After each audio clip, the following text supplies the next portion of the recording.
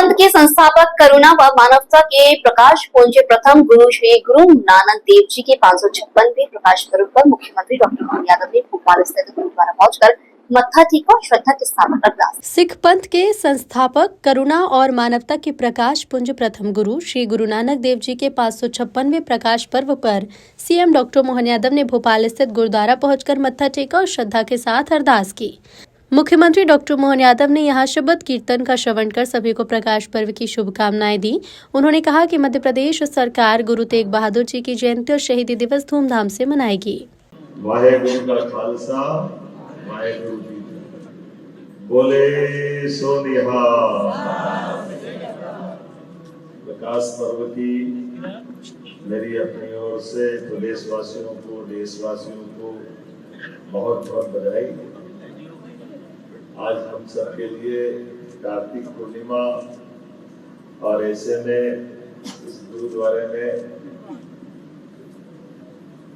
गुरुवर जो साक्षात ईश्वर समान थे, गुरु नानक देव जी महाराज, उनके प्रकाश पर्व की लख लख बधाइयां, आप सबका अभिनंदन। गुरु नानक जी महाराज 556वें प्रकाश पर्व की मेरी अपनी ओर से अनंत शुभकामना, मंगल कामना, बधाई। एक ऐसा विराट व्यक्तित्व जिसने मानवता को सेवा,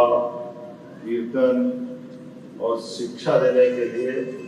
न केवल साहस दिया, बल्कि खुद को अपने आप में जीता जागता एक अपने जीवन से सबको प्रेरणा देने के लिए पूरे देश के अंदर उनने पदयात्रा करते हुए, वर्तमान का तो पूरा देश है ही, लेकिन अफगानिस्तान से आगे जाके अरब के देशों के अंदर भी हिम्मत से, निडरता से एक ओंकार सतनाम वाहेगुरु का अपना प्रचंड मन का अंदर का आत्मविश्वास संसार के सामने रखकर अपनी आध्यात्मिक चेतना से दुनिया के सामने साहस का उच्चतम प्रतिमान सबके सामने रखा, वो भी उस दौर में जिस दौर में कभी कोई सोच नहीं सकते। अरब में आज भी अरब के अंदर बड़ा कठिन जाता है,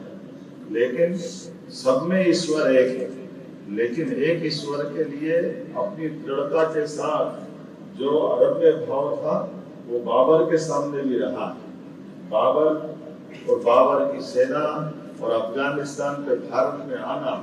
इन सब के प्रति भी जिस प्रकार से उन्होंने अपनी दृढ़ता के साथ बात रखी। जीवन की कई सारी घटना बहुत सारे प्रकार से जुड़ी हुई,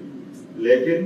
अपने मन के भाव के आधार पर सारे मनुष्यों में परमात्मा एक है, ओंकार नाम में ही सब कुछ समाहित है। तो रोम रोम से जो ध्वनि आती है, उसका ध्वनि का निषेधन न करते हुए सचेतन के रूप से हम अपने जीवन में जागृति पाए, मनुष्य मात्र के साथ अपना सहअस्तित्व के भावना के साथ जुड़ के बात करें, और खास करके नाम जप से आध्यात्मिक ताकत और मानसिक ऊर्जा लेने के लिए उन्होंने उससे आगे बढ़ते रहे। नाम जपो, संकीर्तन करो, वर्ण छपो। अपने साथ सामाजिक समरसता के लिए एक पंगत में बैठ करके ये जातिगत विभिन्नताओं से समाज कमजोर पड़ता है, हमारी दूरियां बढ़ती है। दूरियां को मिटाने के लिए छोटे छोटे लेकिन बहुत महत्व के उपाय, कोई लंबा चौड़ा कर्मकांड करने की जरूरत नहीं, कोई बहुत ज्यादा नाटक दिखाने की जरूरत नहीं, लेकिन मनुष्य का मनुष्य से प्रेम होना चाहिए, मनुष्य मनुष्य के काम आए, और अन्याय कोई भी करने वाला चाहे कितनी बड़ी ताकत क्यों न, उसके सामने दृढ़ता से अपने आप को समर्पित करने का जो मार्ग उन्होंने दिखाया, वो हमने गुरु तेग बहादुर से लगा करके गुरु गोविंद सिंह जी तक हर बार और मजबूती से पाया है। पूरी दुनिया आश्चर्य से थी, एक तरफ वो आंधी के सामने हर एक कोई सरेंडर होता जा रहा है, लेकिन चाहे अफगानी हो, चाहे मुगल हो, चाहे अंग्रेज हो, हमारे सिख समाज में गुरु नानक जी के उस मार्ग का सदैव सिर माथे पे लगाकर अपने आप का बलिदान कर दिया, लेकिन कमजोर नहीं पड़े। हमें इस बात का आनंद भी है और हमें इस बात का गर्व भी है, हमारे गुरुजी ने जो मार्ग दिखाया और जिस प्रकार से हम संस्कृति भाव के माध्यम से देशभक्ति की उच्चतम मिसाल कायम कर वो अंग्रेजों के समान उच्चतम जैसा नक्षत्र और गगन में सूर्य की भूमिका होती है, वही आज प्रकाश पर्व में सच्चे अर्थों में हमारे गुरु नानक जी के मार्ग से हम सब पाते हैं। मेरी अपनी ओर से